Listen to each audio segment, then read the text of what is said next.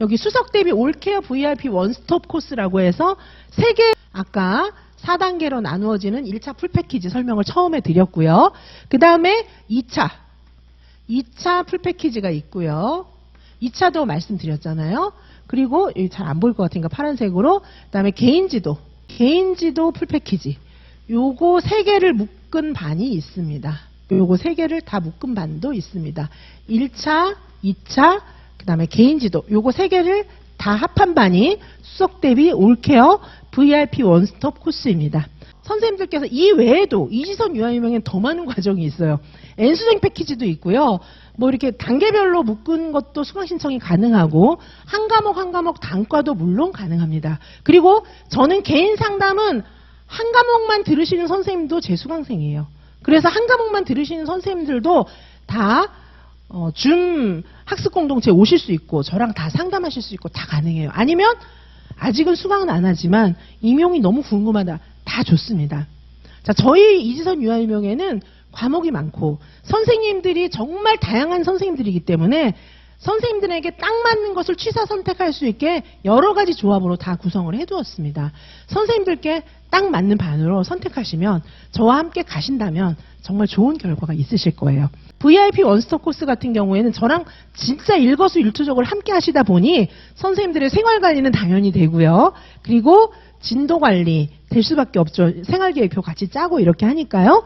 그리고 내용관리, 내용 자세히 설명해드리고 뭐 암기관리 당연히 되잖아요. 암기장하고 문제관리 당연히 이렇게 됩니다. 시기별로 이제 점수가 이렇게 향상된 사례를 여기 적어놨어요. 처음에 아예 모르는 상태에서 출발했는데 한 이제 70점 이 정도로 올라가서 점점 가서 나중에는 거의 뭐 90점 이렇게까지 맞은 선생님들이 계십니다. 자, 요거는 작년에 합격생 선생님의 개인지도 내용이에요. 작년에 저랑 개인지도 하시고 요 합격한 선생님, 요 뒤에 이 선생님 수기까지 있어요.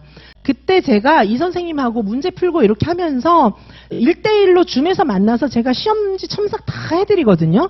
첨삭해드리고 요건 왜 틀렸고 요건 왜 맞고 이거는 키워드가 뭔데 잘못 썼고 이런 얘기 다 해드리고 점수 산출도 다 해드려요.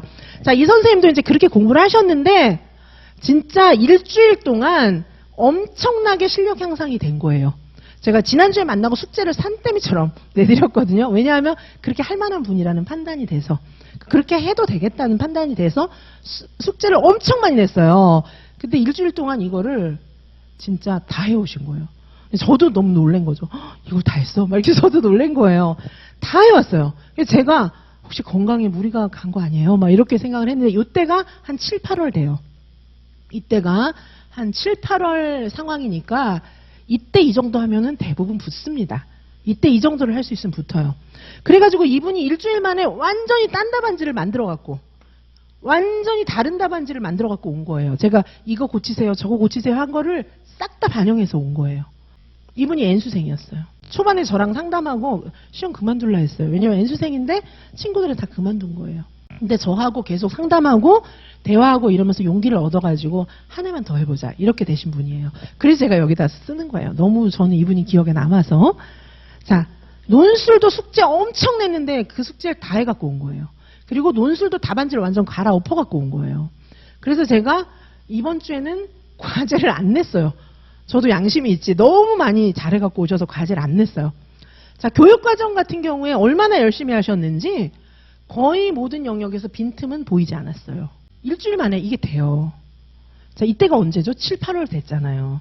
진짜 열심히 공부하면 이게 됩니다. 자, 그리고 이제 이분이 열린 문제라든지 이런 데 조금 문제가 있어가지고 열린 문제를 어떻게 써야 되는지 조금 다시 한번 말씀을 드렸고, 자, 모범 답안 이제 대조하시면 되고, 그리고 이제 마지막에 또 과제도 내드렸어요. 과제 많죠, 그쵸? 과제는 굉장히 많습니다.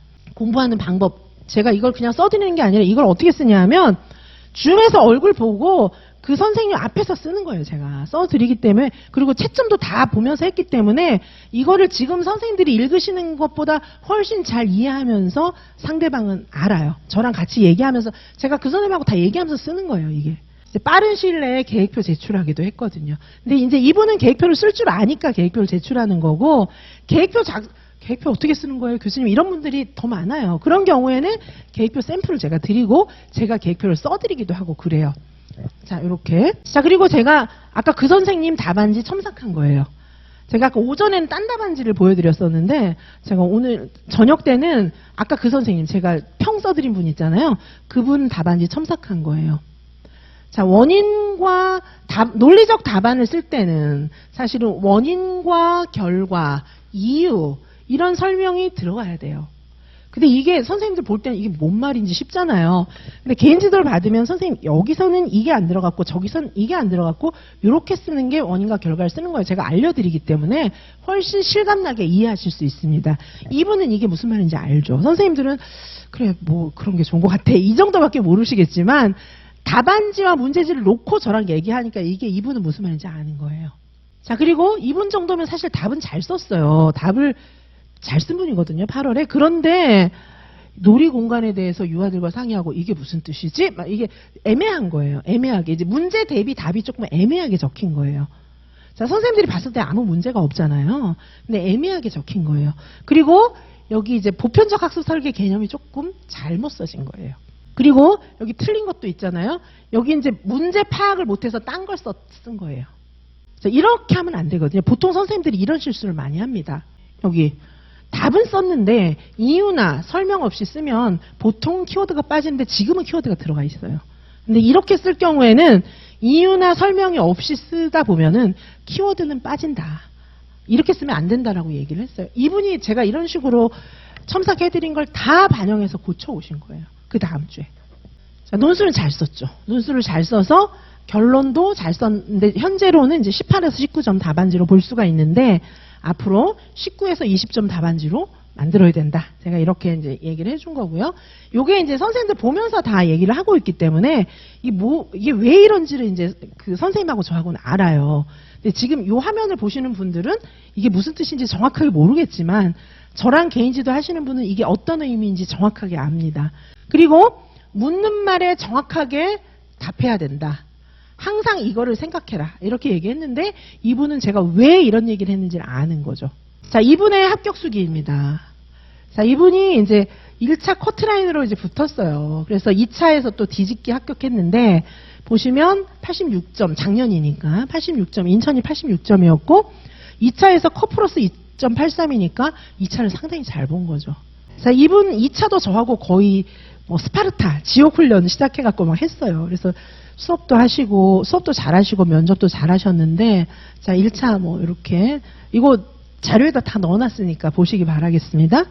자, 2차 시험도, 1차 합격하고 나서 저하고 상담하고, 이렇게 해서 틀 잡고, 저랑 엄청 밀착해서 했어요. 그래서 이제 또 2차도 합격하고, 2차 뒤집기로 합격한 그런 사례입니다. 물론, 뭐, 수석 합격하고 그런 선생님도 좋지만, 이분이 이제 N수생이었고, 포기하려다 했고, 여름부터 진짜 저랑 열심히, 그전에도 공부를 저랑 처음부터 하셨지만은, 이제 여름 이후부터 저랑 더 열심히 공부했고, 여름에 저를 처음에 1회차 개인지도를 받을 때 좀 아니었어요. 사실. 아니었었는데, 개인지도 받으면서 회차마다 많이 향상됐고, 엄청 열심히 공부했고, 겨우 컷으로 붙었어요. 컷으로 붙어가지고 또 죽자사자 해가지고, 뒤집기해서 붙었단 말이에요. 그래서 이지선 유아일명에서는 극적으로 노량진 오수 육수 청산하고 붙은 분들 많고요. 초수 합격생도 굉장히 많습니다. 자, 초수 합격생들 같은 경우에 이제 유치원에 가 있잖아요. 그러면 이제 교생실습 오신 선생님들이 이제 또 그 선생님한테 이지선 교수 얘기를 또 듣는 거예요. 그래서 저도 초수에 합격하고 싶어요. 이러고 오는 분들도 꽤 됩니다.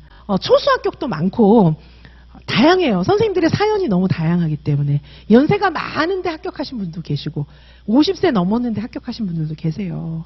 모든 케이스가 다 상관없습니다.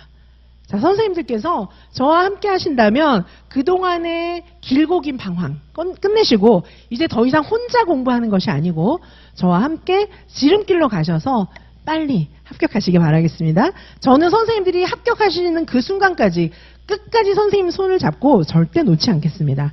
자, 열심히 공부하시면 반드시 합격하실 수 있는 우리 유아임용 시험은 그렇게 쉬운 시험입니다.